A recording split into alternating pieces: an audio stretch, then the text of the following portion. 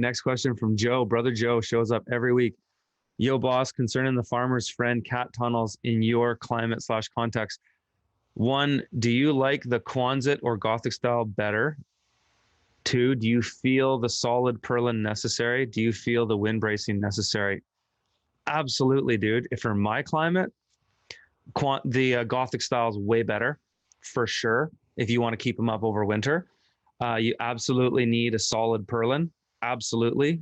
I would say there's not really a lot of instances where I wouldn't want to have a solid purlin on a greenhouse in general. I can't really think of a reasonable, because even in a climate that doesn't get snow, if you get wind, it just makes that tunnel move or wobble around. It's dicey. The plastic's going to get rubbed around on the metal. There's no reason to do that.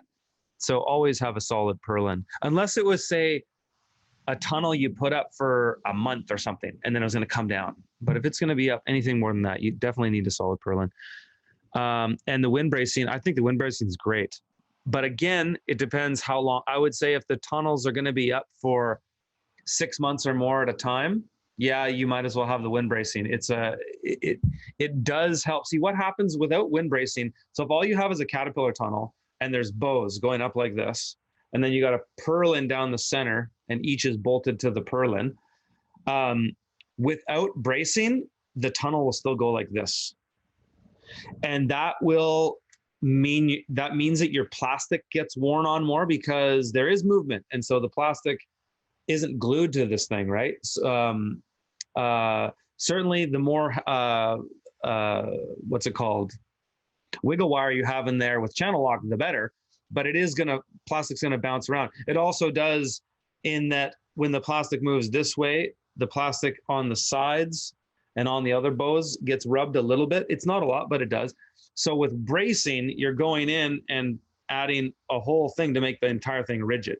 So the bracing is good for the longevity of the plastic, but it's also good just if that tunnel's gonna be up for a period of time, I would say yes to all of those things and get yourself a Gothic tunnel. I'm actually going to build a Gothic tunnel. I got a great idea for sort of a gardener's style Gothic caterpillar tunnel that is up for 6 months of the year and then comes down. And I'm going to build it right over my 4 raised beds back here. It's 100 feet. It's going to be 100 feet long. No, not 100 feet long. 50 feet long and 12 feet wide. 11 feet wide, actually. And it's going to be a nice arch in the center, and I'm only going to access it from the middle because it's going over 2 nice raised beds. I can easily manage both those beds in the winter just in one walkway. And so it's going to be built, it's going to be about 18 inches off each bed. So the bed is well off the plastic and the cold air drops, right? And so then the beds are going to stay warmer, as if unlike if they're right up against it, which always makes your soil cold there.